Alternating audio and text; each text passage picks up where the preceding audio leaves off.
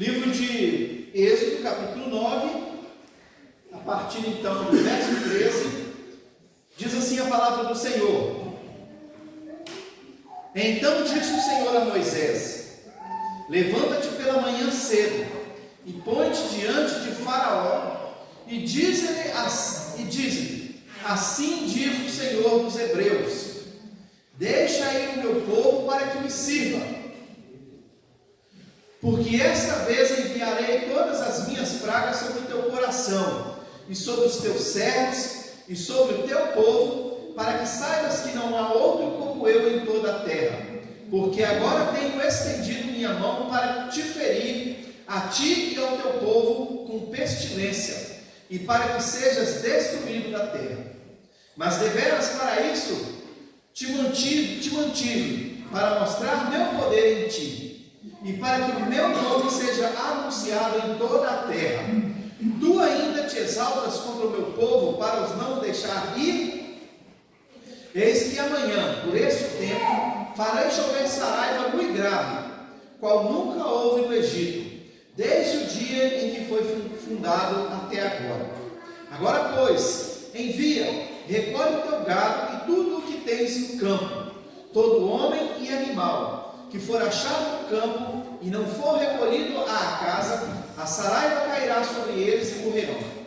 Quem dos servos de Faraó temia a palavra do Senhor, fez fugir os seus servos e o seu gado para as casas. Mas aquele que não tinha considerado a palavra do Senhor, deixou os seus servos e o seu gado no campo. Então disse o Senhor a Moisés: estende a tua mão para o céu, e haverá saraiva em toda a terra do Egito, sobre os homens e sobre o gado, e sobre toda a erva do campo na terra do Egito. Moisés estendeu a sua vara para o céu, e o Senhor deu trovões e saraiva, e fogo corria pela terra. E o Senhor fez chover saraiva sobre a terra do Egito. E havia saraiva e fogo misturado entre a saraiva, tão grave, qual nunca houve em toda a terra do Egito, desde que veio a ser uma nação. E a saraiva feriu em toda a terra do Egito tudo quanto havia no campo, desde os homens até os animais. Também a saraiva feriu toda a erva do campo e quebrou todas as árvores do campo. Somente na terra de Gósen, onde estavam os filhos de Israel, não havia saraiva. Então Faraó mandou chamar Moisés e Arão e disse-lhes: essa vez pequei. O Senhor é justo, mas eu e meu povo ímpios. Orai ao Senhor, pois que basta, para que não haja mais trovões de Deus nem saraiva. E eu vos deixarei ir, e não ficareis mais aqui. Então lhe disse Moisés: em saindo da cidade, estenderei minhas mãos para o Senhor. Os trovões cessarão, e não haverá mais saraiva, para que saibas que a terra é do Senhor. Todavia, quanto a ti e aos teus servos, eu sei que ainda não temereis diante do Senhor Deus. E o linho e a cevada foram feridos, porque a cevada já estava na espiga, e o linho na haste. Mas o trigo e o centeio não foram feridos, porque estavam cobertos. Saiu, pois, Moisés da presença de Faraó da cidade, e estendeu as suas mãos ao Senhor. E cessaram os trovões e a saraiva, e a chuva não caiu mais sobre a terra. Vendo Faraó que cessou a chuva e a saraiva e os trovões, pecou ainda mais, e endureceu o seu coração, ele e os seus servos. Assim, o coração de Faraó se endureceu, e não deixou ir os filhos de Israel, como o Senhor tinha dito por Moisés. Amém, queridos? Pai, nós te louvamos, te adoramos, nós te exaltamos, Deus, nós glorificamos o santo nome do Senhor. Deus, nesta noite, mais uma vez, nós estamos aqui para ouvir a Tua Palavra. Pedimos ao Senhor que abra os nossos ouvidos espirituais, que nos dê entendimento, que nos dê sabedoria, que nos dê, Senhor, a revelação da Palavra do Senhor para a nossa vida, que esta Palavra possa causar em nós uma transformação de vida, uma mudança de atitude.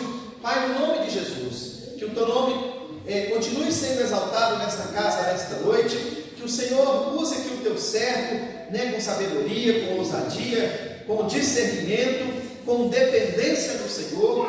Pai, que tudo aqui seja para a honra e glória do Teu nome, Senhor. Que o Espírito Santo de Deus assuma o seu lugar de honra no nosso coração, na nossa vida, e tudo quanto for feito e dito aqui nesta noite, que que seja única e exclusivamente para a glória do nosso Deus, em nome de Jesus. Amém. E graças a Deus. Amém, queridos? Então, olha, presta atenção. Essa então é a 7ª praga, né? A gente fala aqui de praga da Saraiva, mas eu estou falando aqui de acordo com a minha versão aqui, o João Ferreira de Almeida. Ela fala de Saraiva, mas alguns vão falar que é granizo, né? É uma tempestade que está acontecendo, é algo que está acontecendo aqui. Eu imagino que é algo parecido com o que aconteceu lá em Sodoma e Gomorra. Eu imagino que seja algo dessa forma, porque do jeito que a palavra trata a Saraiva, né, que ela mata tudo, ela mata os animais, ela mata os homens, os que estão no campo, homens e animais que estão fora de casa, né, ela mata, ela estraga com as árvores, ela estraga com toda a plantação. Talvez não seja com a mesma intensidade lá de Sodoma e Gomorra, mas foi algo assim terrível. Eu fico imaginando pedras caindo do céu, né? Pedras, a palavra fala que é de granizo e de fogo, né? Parece que é algo assim misturado, dá a entender que é algo misturado, e que ela cai sobre o Egito, e é uma tempestade tão terrível que o próprio Senhor está falando que nunca, desde que o Egito se tornou nação, que nunca ninguém jamais viu uma tempestade tão terrível contra aquela. Então eu penso que à medida que o tempo vai passando, à medida que Deus vai enviando as pragas, ela vai se tornando mais grave. Parece que, né, de tudo que a gente já viu, parece que elas vão se intensificando e vai ficando cada vez pior, né, para os egípcios suportarem.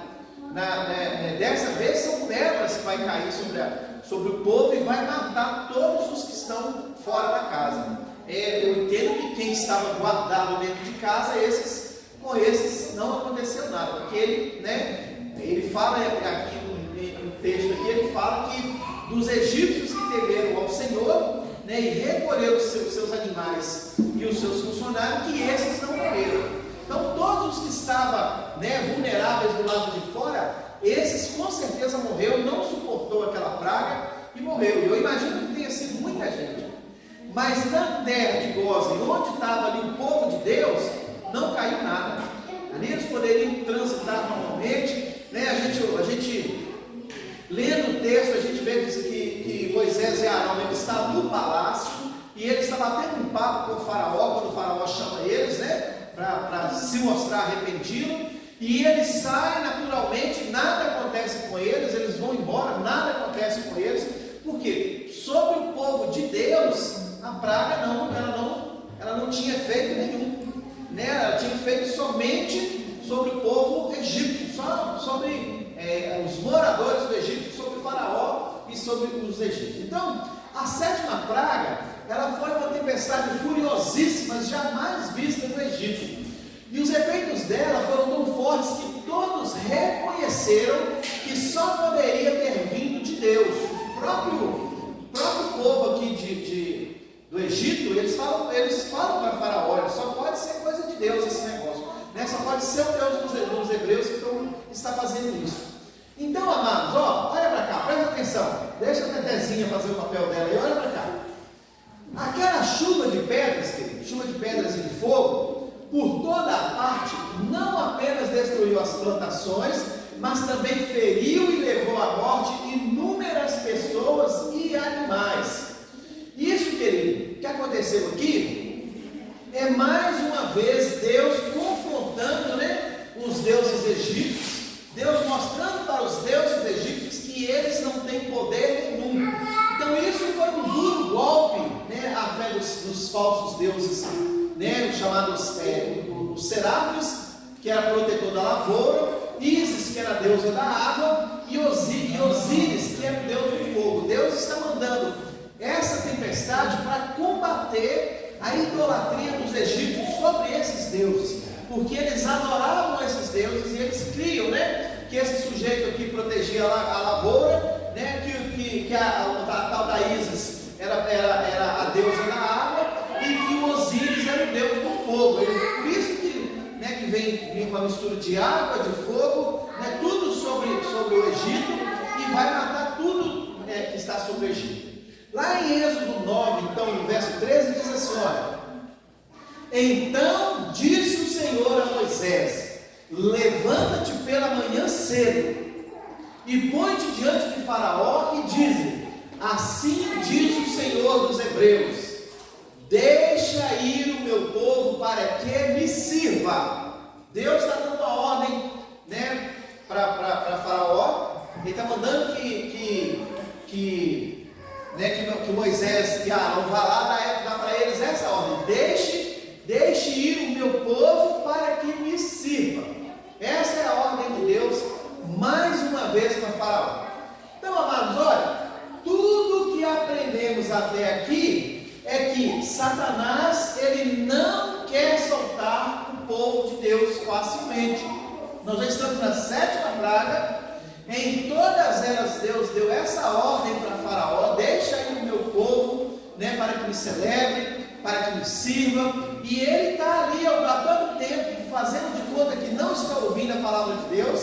Nós vimos lá no início, quando ele fala, né, e ele dá a entender: eu não estou nem aí para esse seu Deus, eu não sirvo a esse seu Deus, eu não obedeço a esse seu Deus, né? A gente vê que é uma palavra, né, puramente satânica mesmo, não obedece a Deus, não faz a vontade de Deus. Então, mais uma vez, Deus está determinando, e ele não vai servir, porque ele não vai liberar facilmente o povo de Deus. O povo de Deus está cativo no Egito, né? É um cativeiro escravo, onde o pessoal servia com o seu trabalho, né? Quando eles eram explorados ali brutalmente no trabalho físico. E Faraó, ele não vai deixar esse povo sair fácil, né? O rei do Egito, ele não vai perder aquela mão de obra fácil, ele não vai perder aquele povo fácil.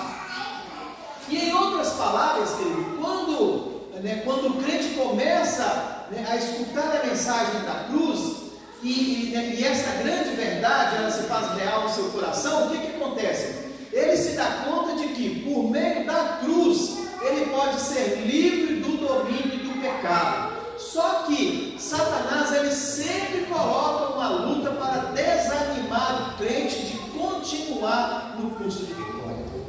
Já parou para pensar que todas as vezes que nós estamos, né, decididos a fazer alguma coisa na obra do Senhor, que sempre vem uma luta para nos desanimar, para querer parar a gente?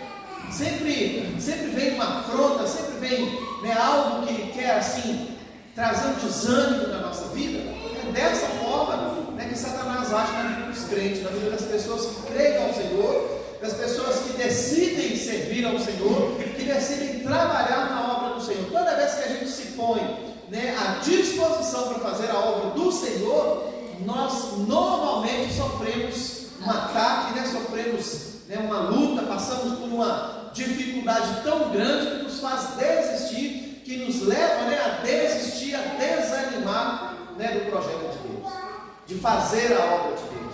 É o inimigo querendo nos parar, querendo nos impedir de servir ao Senhor.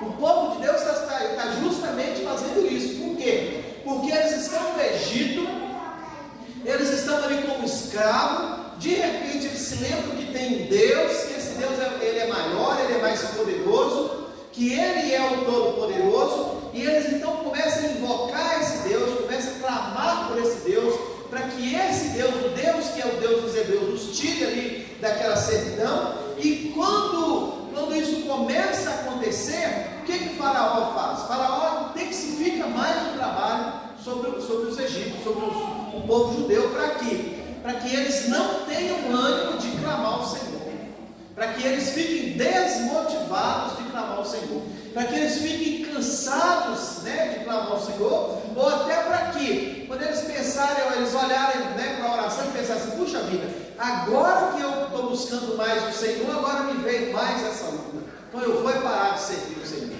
É isso que muitas vezes Satanás ele quer fazer na nossa vida. Quando nós decidimos buscar mais do Senhor, ele sempre vai trazer algo para tentar nos impedir, para tentar nos desanimar, ou até para fazer com que a gente perca a nossa fé em Deus, ou até porque a gente venha blasfemar contra Deus, achando que só na presença do Senhor que tem essas lutas, Senhor que nós vamos passar por essa dificuldade.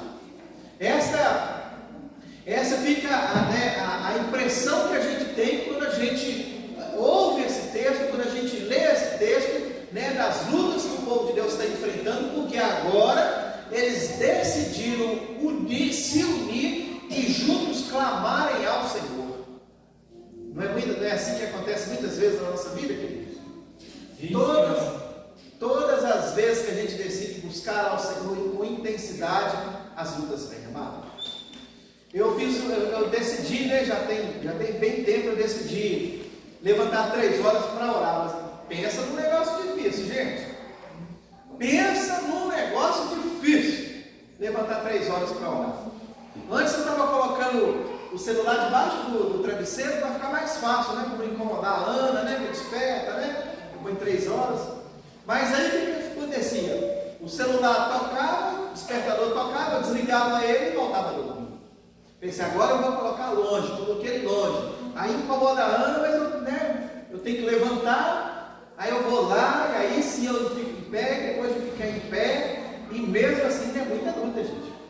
Servir ao Senhor não é coisa fácil.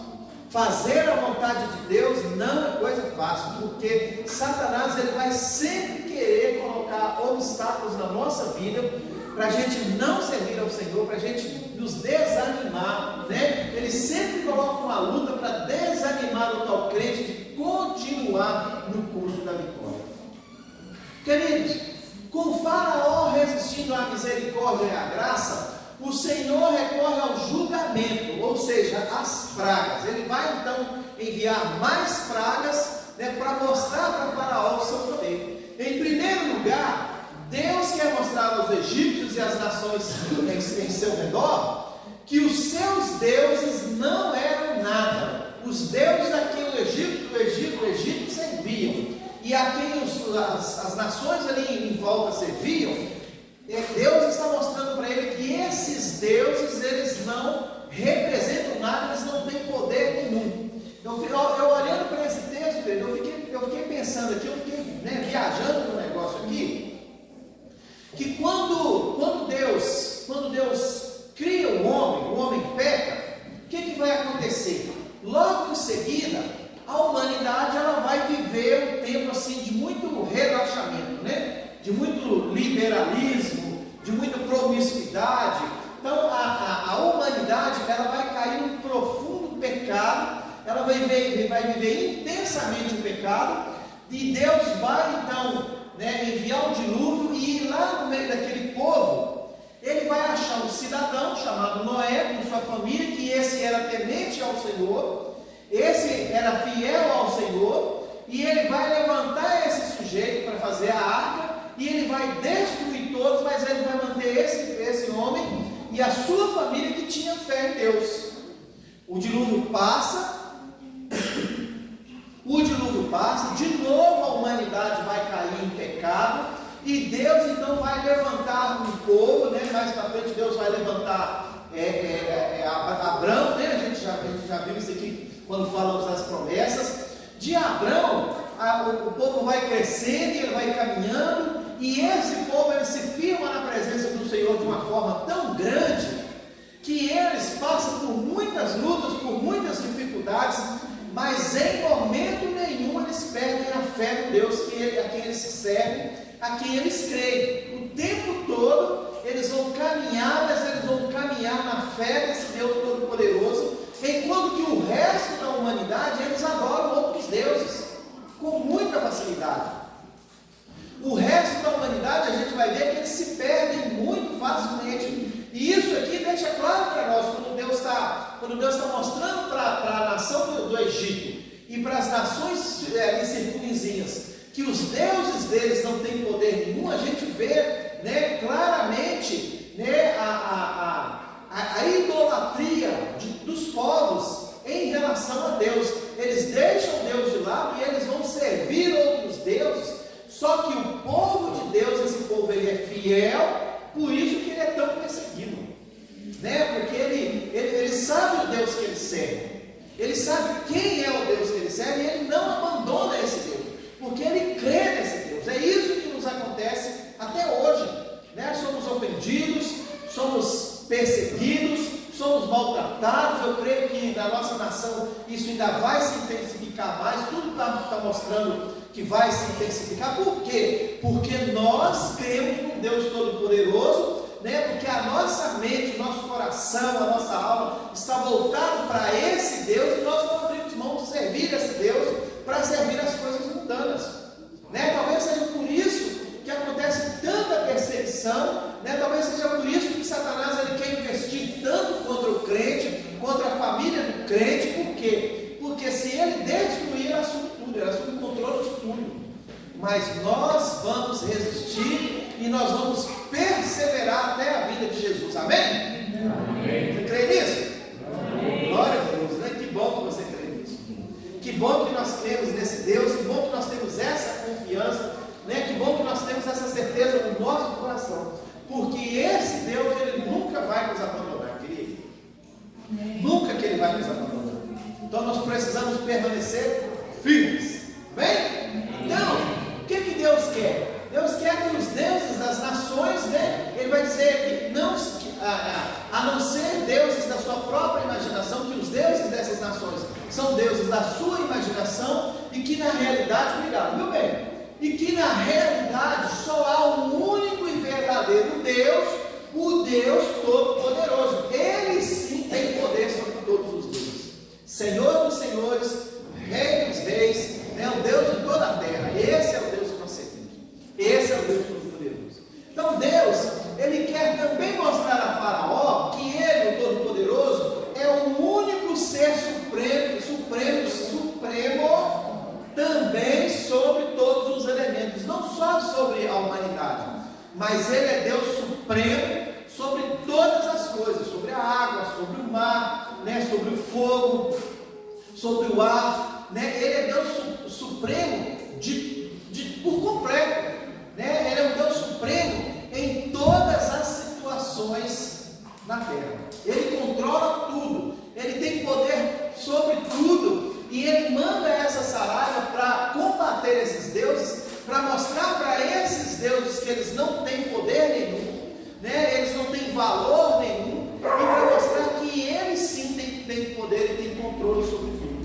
Então é isso que Deus está querendo fazer. Então ele quer dizer que podem ser instrumentos, que esses deuses, eles podem ser instrumentos de bênçãos, ou também de destruição. Geralmente, com certeza, eles vão ser instrumento de destruição.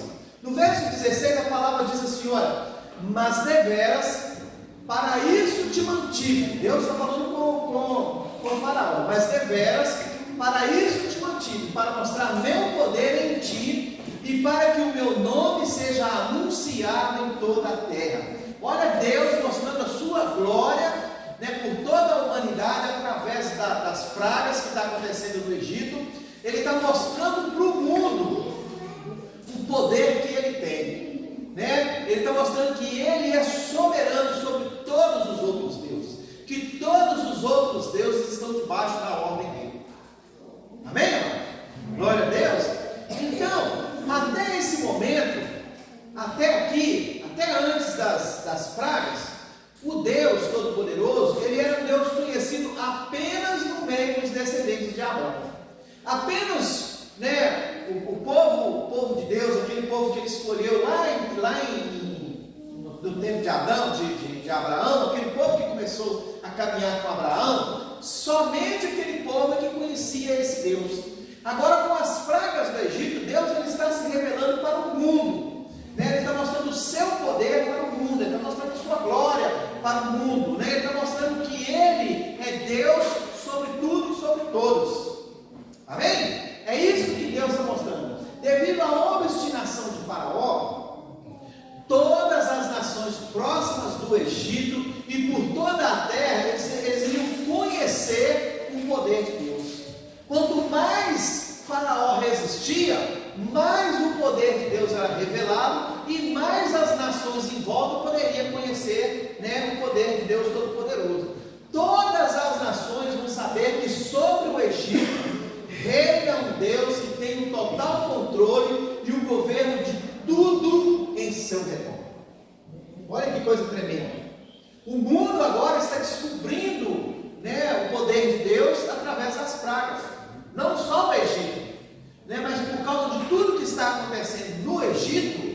as pessoas em volta, as nações em volta, elas também estão descobrindo o poder de Deus. No verso 18 ele diz assim, olha, eis que amanhã, por este tempo, farei chover saraiva muito grave, qual nunca houve no Egito, desde o dia em que foi fundado até agora. É algo sobrenatural, é algo extraordinário, é algo nunca visto no Egito.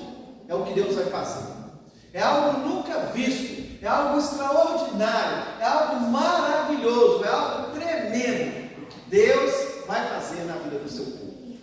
Amém? Amém. Glória a Deus. Então, querido, olha, o Senhor, Ele está dando uma advertência para Faraó. Ele está dizendo, olha, eis que amanhã, a este tempo, farei chover saraiva muito grave, qual nunca houve no Egito, desde o dia que foi fundado. Deus ele está dando a Faraó mais uma oportunidade de quê? De arrependimento. É amanhã que vai acontecer. Hoje você tem tempo para pensar, hoje você tem tempo para analisar a situação, diante de tudo que já aconteceu na sua vida, né? Hoje você tem aí mais um tempo para meditar, né? Para fazer uma revisão de tudo que aconteceu e se arrepender de tudo. Se arrepender de tudo que você fez. Se arrepender das suas decisões. Se arrepender das suas atitudes. Deus está dando esse tempo para Faraó, eu creio que ali umas 24 horas, para que Faraó se arrependa, para que ele deixe o povo ir. Deus está dando a Faraó mais uma oportunidade de arrependimento. Às vezes, querido, olha, tudo que Deus faz é nos dar mais uma oportunidade de arrependimento. Talvez seja isso, talvez não, com certeza é isso que Deus sempre nos dá. Mais uma oportunidade de arrependimento. Hoje é mais um dia que nós temos oportunidade de nos arrependermos das nossas falhas, dos nossos erros, dos nossos pecados. É mais uma oportunidade que Deus nos dá de arrependimento. Quantas pessoas hoje, queridos, elas estão precisando dessa oportunidade? Quantos de nós estamos precisando dessa oportunidade? De fazer uma revisão da nossa vida, de tudo que vivemos até aqui, da forma como estamos vivendo, das nossas atitudes, das nossas decisões, das direções que nós estamos tomando. Quantos de nós estamos precisando parar, pensar, refletir um pouco na nossa vida e ver se é isso mesmo que Deus quer para a nossa vida? Será que se a gente fizesse essa reflexão, será que se nós olhássemos para dentro de nós, sobre como está a nossa vida, como nós estamos vivendo hoje, será que nós teríamos motivos suficientes para nos arrepender das coisas que fazemos, da vida que estamos levando, da forma como estamos tratando as pessoas à nossa volta, das coisas que estamos fazendo quando nós temos oportunidade de fazer? Será que nós teríamos, olhando para a nossa vida, será que tem motivo para que a gente se arrependa? Eu creio que a gente tem sim. Eu creio que na nossa vida, em muitos momentos, nós vamos fazer muita besteira, nós vamos falar muita bobagem, nós vamos ter atitudes que não agradam ao Senhor, e talvez seja esse o momento da gente olhar e fazer uma oração e falar: Deus, me perdoa, Senhor, me perdoa por quem eu fui até hoje, me perdoa pela minha conduta, me perdoa pela a minha integridade decaída, eu não tenho sido uma pessoa íntegra diante do Senhor, eu não tenho sido uma pessoa santa diante do Senhor, eu não tenho sido um homem, uma mulher de verdade, eu tenho feito coisas escondidas, eu tenho feito coisas que não agradam ao Senhor, me perdoa, Senhor. Talvez esse seja o momento da gente fazer isso. Eu creio que não sei se você tem esse costume, de fazer nas suas orações, você pedir perdão ao Senhor pelas suas atitudes. Você tem esse costume? Na hora da sua oração, se agradecer por tudo que Deus fez, mas também pedir perdão pelas suas atitudes, porque durante todo o dia a gente erra, porque a gente falha o tempo todo, nós somos pessoas terríveis, nós somos pessoas pecadoras, nós erramos o tempo todo e nós precisamos estar com o nosso coração aberto para todo o tempo a gente pedir perdão ao Senhor. Deus me perdoa. Hoje eu tratei mal a minha esposa, hoje eu tratei mal o meu marido, hoje eu tratei mal meus filhos, hoje eu dei um canto naquele troco lá no supermercado. Deus me perdoa, Senhor. Senhor, eu não vou mais repetir isso. É nesses momentos que a gente se conserta aqui. É olhando para dentro de nós, olhando para a nossa vida, refletindo nas nossas ações, é que a gente vai se consertando. É que a gente vai eliminando da nossa vida essas coisinhas. E enquanto a gente não toma consciência disso, a gente vai repetindo os erros. A gente vai vivendo uma vida de repetição dos mesmos erros. Hoje eu estou mentindo, hoje eu estou difamando, hoje eu estou falando mal, e aí eu não me arrependo, eu não tenho conhecimento disso, eu não tomo conhecimento disso, amanhã eu vou fazer a mesma coisa, porque eu não refleti na minha atitude. A gente melhora, querido, quando nós começamos a reconhecer que somos falhos e que erramos todos os dias, e erramos com todos. Muitas vezes nós erramos com a gente mesmo. Até com a gente mesmo a gente erra de vez em quando. E a gente precisa então tirar esse tempinho e orar e falar: Deus, me perdoa pela minha atitude de hoje.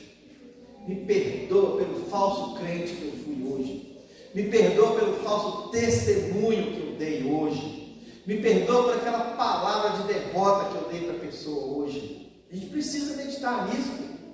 E a gente precisa nos livrar dessas coisas. A gente precisa se livrar dessas situações para a gente ser pessoas melhores. Porque senão a gente vai levar uma vida inteira vivendo uma mediocridade, vivendo a mesma vida todo dia. A gente precisa de fazer isso. No verso 19, a palavra diz assim: olha, agora pois, envia, recolhe o teu gado e tudo o que tens no campo. Todo homem e animal que for achado no campo e não for recolhido à casa, a saraiva cairá sobre eles e eles morrerão. Tudo que tiver fora, do lado de fora, a saraiva vai cair e vai matar. Homens, mulheres, crianças, animais, vegetação, tudo vai ser destruído com a saraiva. Porque além de pedras, além de água, além de granizo, também tem fogo. Eu fico pensando que os granizos eram grandes. Você já entrou na chuva de granizo? Aquilo dói, dá cada cacetada na gente, aquilo arde na gente, queima na gente. Imagina se aquilo for maior. Tem lugar que a gente vê pedras, grandes assim. Eu fico imaginando que naquele tempo fossem pedras grandes que matassem as pessoas. Eu fico imaginando que um animal do tipo um cavalo, um boi, uma vaca, um bicho grande, um rinoceronte, eu fico pensando que eles têm muita resistência para essas coisas, pelo porte físico. Mas a palavra está falando que todos os animais morrem. Então isso era algo assim, terrível mesmo que estava acontecendo. E ele está dizendo: tudo que tiver fora vai morrer. Mas no verso 20 diz assim: olha, quem dos servos de Faraó temia a palavra do Senhor, fez fugir os seus servos e o seu gado para as casas. Isso significa, querido, que lá no Egito, nem todos adoravam a Faraó. Nem todos faziam a vontade de Faraó. Isso significa que lá no Egito, havia pessoas que criam no Deus Todo-Poderoso, que tinham fé, que tinham temor no Deus Todo-Poderoso. E que ao ouvir essa palavra, eles foram lá e recolheram, com precaução. Eles recolheram e eles protegeram os seus animais, os seus funcionários, aqueles que estavam ao serviço deles. Porque mesmo dentro do Egito, mesmo na terra do Egito, tinha pessoas que criam no Senhor. E isso, querido, não é diferente até hoje. Hoje nós estamos aqui na presença do Senhor, nós nos reunimos na presença do Senhor, mas nós cremos que lá fora tem outras pessoas que também creem e elas estão precisando do nosso apoio, elas estão precisando da nossa ajuda, elas estão precisando de uma visita, elas estão precisando de uma oração, e nós podemos ir lá ajudar, nós podemos fazer isso.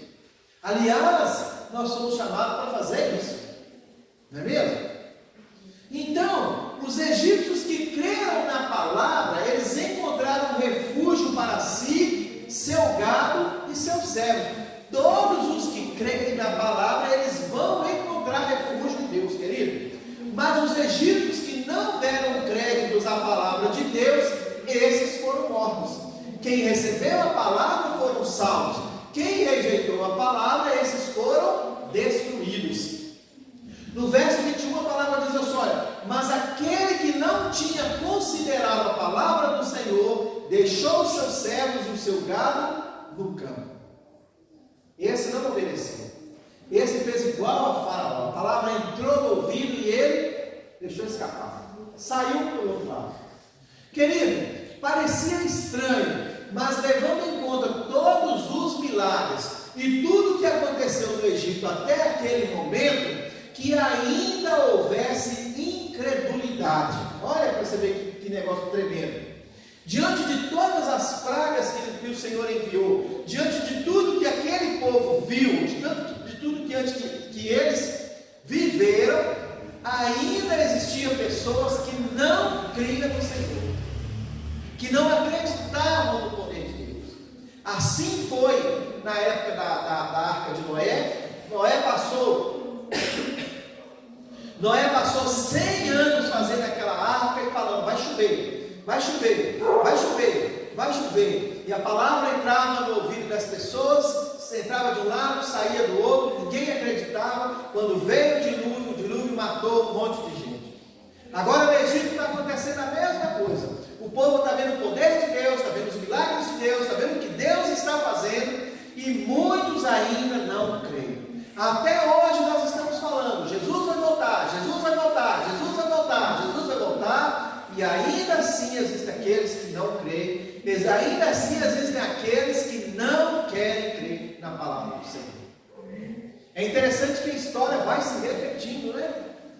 Parece que o que a gente vive hoje é exatamente o que outras pessoas viveram em outros tempos, parece que é da mesma forma. Né? Hoje em dia a gente continua pregando, a gente continua falando de Jesus, e as pessoas continuam não querendo ouvir. Opa, está terrível. Então, querido, é difícil de acreditar que tais pessoas ainda existissem, mesmo depois de presenciar tantos feitos do Senhor.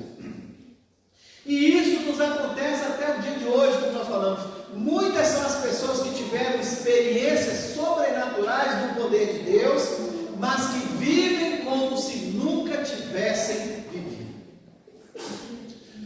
Quantas são as pessoas que, conhecendo a verdade, vivem na prática do engano e da mentira como se nunca tivessem conhecido Deus? Quantas pessoas nós conhecemos, querido, que um dia foi usado por Deus, foi bênção na mão do Senhor, mas que hoje vivem como se não tivessem tido nenhuma experiência com Deus, como se não tivessem conhecido a esse Deus? Quantas pessoas nós conhecemos que se perderam por causa do pecado, por causa da mentira, por causa do engano, por causa das coisas que o mundo oferece, né, dos prazeres do mundo? Quantas pessoas nós conhecemos que se perderam? Ainda hoje isso acontece. É muito comum hoje a gente ver pessoas que tiveram experiências tremendas com o Senhor, mas que hoje vivem longe da presença do Senhor. Por quê? Porque deixou que o mundo habitasse no seu coração. Essa era a proposta de Faraó. Lembra? Quando o Faraó falou para eles, não vai longe não. Você pode adorar o Senhor, mas pode ficar aqui. Adora o Senhor aqui. Né? Pode. Fica aqui no pecado, fica aqui no Egito, adora o Senhor aqui.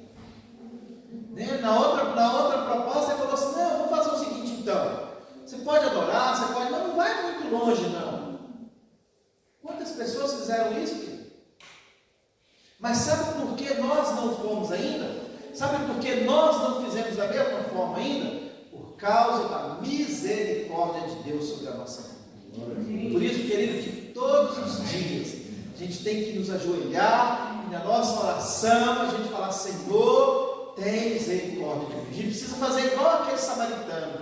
Deus tem misericórdia de mim, que sou pecador. Eu sou falho, eu erro. Senhor, não me deixa, Senhor, sair da tua presença. Segura na minha mão, Senhor, me fortalece, me renova a cada dia, né? Não me deixe pecar, não me deixe errar, controla a minha mente, controla o meu coração. Todos os dias, querido, nós precisamos fazer essa oração, porque nós somos falhos. O apóstolo Paulo, livrar de todo bem, de todo mal. De todo mal. Queridos, o apóstolo Paulo ele fala que aquele que está de pé, cuide-se para que não caia. Porque existe um risco muito grande, querido, de cairmos. Mas a nossa fortaleza ela está no Senhor. A nossa força ela vem do Senhor. Ele é quem nos sustenta. É nele que nós temos que nos apegar. É nele que nós temos que nos agarrar. Porque de nós mesmos nós vamos fraquejar. Porque nós somos falhos. Porque nós somos fracos. E nós não temos que julgar ninguém, querido. Nós só temos que orar. Senhor, fala no coração dessa pessoa. Senhor, vá onde essa pessoa está. Resgata ele. Resgata ela, Senhor. Busca novamente. Traz de novo para a tua presença, porque o Senhor é misericordioso. A palavra de Deus diz que as misericórdias dele nos acompanham todos os dias. A palavra de Deus diz que as misericórdias dele não têm fim. Todos os dias elas se renovam. Que ela se renove na minha vida e que se renove na vida daquele que se perdeu. Para que encontre o caminho novamente. Né? Então, quantas são as pessoas que conheceram a verdade, hoje em dia elas vivem na prática do engano e da mentira. E no verso 22 ele diz assim, olha: então disse o Senhor a Moisés: estende a tua mão para o céu, e haverá saraiva em toda a terra do Egito, sobre os homens, sobre o gado, e sobre toda a erva do campo na terra do Egito. E Moisés estendeu a sua vara para o céu, e o Senhor deu trovões e saraiva, e fogo corria pela terra. E o Senhor fez chover saraiva sobre toda a terra do Egito. E havia saraiva e fogo misturado entre a saraiva, tão grave qual nunca houve em toda a terra do Egito, desde que veio a ser uma nação. Amados, assim como os tumores, né? Assim como as úlceras que a gente viu semana passada, assim como elas eram uma marca física, né, da moralidade espiritual do homem não redimido, a praga da saraiva ou do granizo com fogo, ela expressa a ira do Deus Santo que odeia o pecado. Deus está combatendo o pecado da idolatria. Deus ele odeia o pecado. Deus ele odeia ser substituído. Ele odeia que se coloque outro no lugar dele. Deus ele não tem parte com o pecado. Se você continuar levando uma vida de pecado só para agradar o seu ego, só para agradar o nosso ego, saiba que nós vamos morrer no nosso ego e longe de Deus. Se o pecado entrar no nosso coração, Deus sai lá. Eles não habitam no mesmo lugar. Se até os egípcios entenderam o poder de Deus, por que nós, os santos do Senhor, por que nós vamos viver de pecado? Por que, queridos? Por que nós vamos preferir o pecado? Deus, não é Deus que tem que mudar o caráter dele para se adaptar ao nosso jeito de vida. Nós que conhecemos a palavra, precisamos mudar as nossas atitudes para nos adequarmos ao caráter de Deus. O caráter de Deus ele não muda, mas o nosso caráter muda. E o nosso caráter ele precisa mudar para ser igual ao caráter de Deus, o caráter de homem, o caráter de mulher santa, que vive em santidade, porque Deus é santo, amado. Quem é o Senhor da nossa vida? Deus ou o pecado? Né? Elias ele fez essa pergunta para o povo daquela época. Se você serve a Deus, anda com ele. Se você serve a Baal, então vá com Baal. Quem é o nosso Deus? O Deus Todo-Poderoso ou é o pecado? A quem nós servimos? Eu creio que nós servimos ao Deus Todo-Poderoso. A esse Deus que é santo. Quem morreu na cruz? Deus ou o pecado? Quem morreu na cruz com certeza foi Deus. No verso 25 a palavra diz assim: olha, e a saraiva feriu em toda a terra do Egito tudo quanto havia no campo, desde os homens até os animais. Também a saraiva feriu toda a erva do campo e quebrou todas as árvores do campo. Somente na terra de Gósen, onde estavam os filhos de Israel, que não havia saraiva. Queridos, a única coisa que se interpõe entre o homem e o fogo do inferno é a cruz de Cristo. Quando estivermos na prática do pecado, a melhor coisa a se fazer é correr para a cruz. Quando estivermos errando, quando estivermos entrando num campo minado, quando estivermos, quando a gente enxergar que nós estamos caminhando para o pecado, a melhor coisa que nós temos que fazer é nos arrependermos e voltarmos imediatamente para Deus. Porque é a Ele que nós servimos. Nós não servimos ao pecado, querido.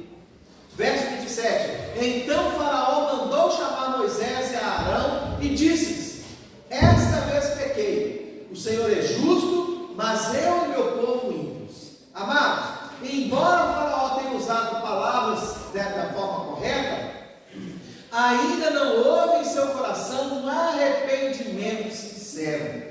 Ele não tinha a menor intenção de mudar sua decisão. A real intenção dele era alcançar seus objetivos pessoais.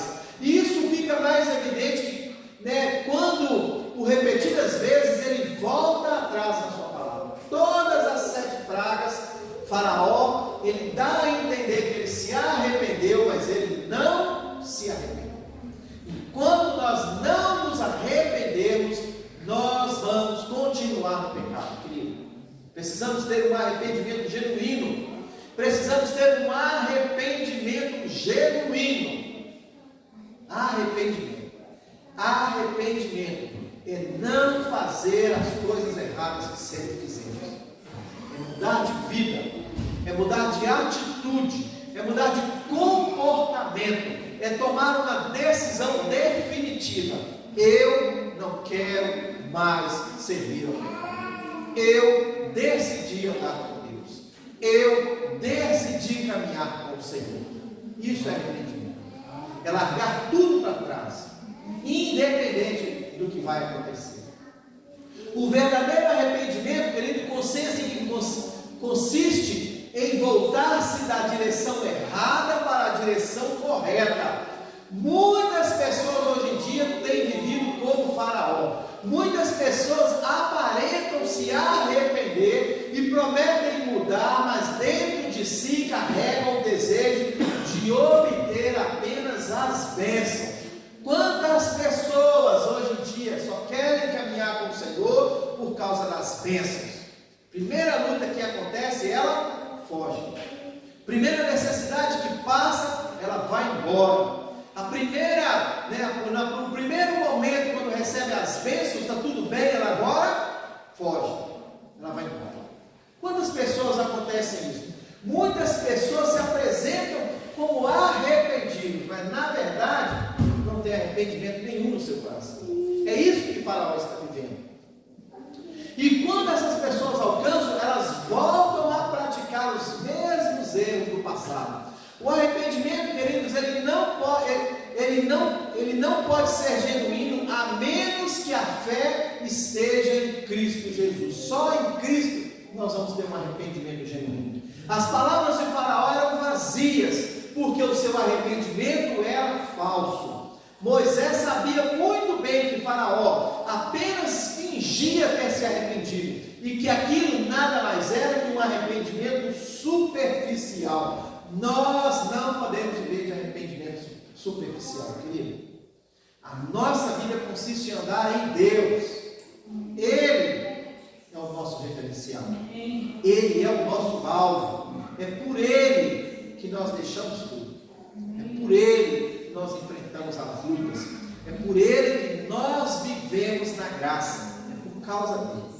O verso 33 diz assim, para a gente terminar: saiu, pois, Moisés da presença de Faraó, da cidade, e estendeu as suas mãos ao Senhor, e cessaram os trovões e a saraiva, e a chuva não caiu mais sobre a terra. Vendo Faraó que cessou a chuva e a saraiva e os trovões, pecou ainda mais, e endureceu o seu coração, e ele e os seus servos. Irmãos do louvor, se for fazer mais algum aí para a gente dar continuidade. Então, assim o coração de Faraó se endureceu e não deixou ir os filhos de Israel, como o Senhor tinha dito a Moisés. Ele não teve um arrependimento genuíno. Ele não se arrependeu como o Senhor queria que ele fizesse. Na verdade, Deus já disse que ele não iria se arrepender.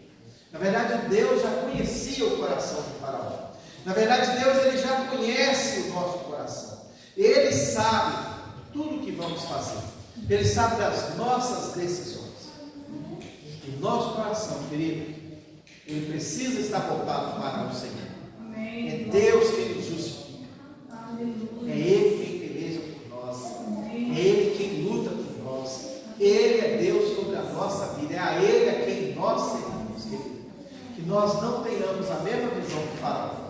Que a nossa visão, que ela esteja no Senhor, para servir e fazer a vontade do Senhor. Amém, querido? Se você quiser ficar de pé para a gente adorar o Senhor, para a gente cantar mais um louvor. Amém? Senhor, em nome de Jesus, Deus, Pai, nós apresentamos ao Senhor, meu Deus, esse pão que representa o teu corpo, esse cálice que representa o teu sangue. Senhor, nesta noite nós estamos aqui, meu Pai, nos rendendo ao Senhor. Nós estamos aqui, meu Deus, nesse propósito de servir o Senhor incondicionalmente, mesmo diante das lutas e das dificuldades. Nós nos comprometemos, Senhor, a perseverar, a caminhar na presença do Senhor. Que o Senhor, em nome de Jesus, nesta noite, seja glorificado através da nossa vida, quando estivermos aqui participando da ceia do Senhor. Deus, nós abençoamos, nós consagramos esses elementos. Deus, que seja tudo para a honra e para a glória e louvor do teu nome, em nome de Jesus. Amém.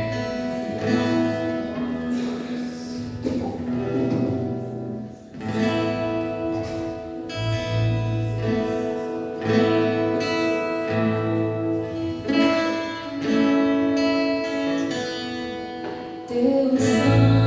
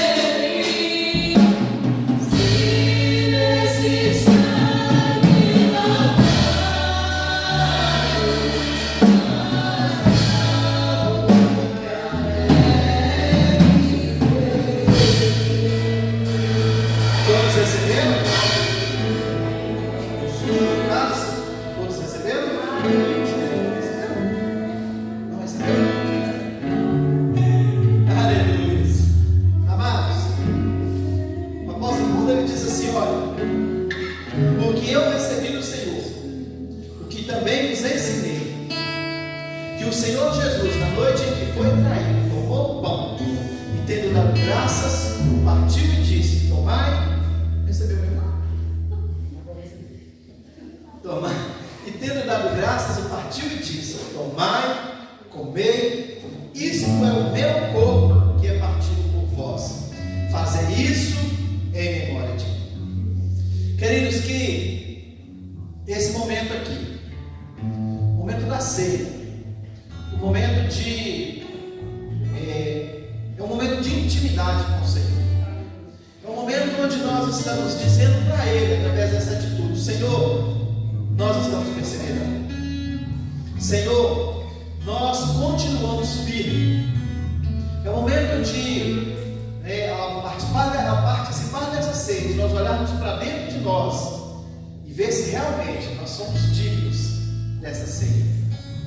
Mas quando nós participamos, o que nós estamos mostrando para o Senhor: Senhor, eu sim estou pronto, eu sim estou servindo, eu sim estou perseverando. Que o Senhor continue nos abençoando, que Ele continue segurando na nossa mão, que Ele continue nos dando força e coragem para perseverar, continuar na presença dEle. Amém? Então, participemos disso.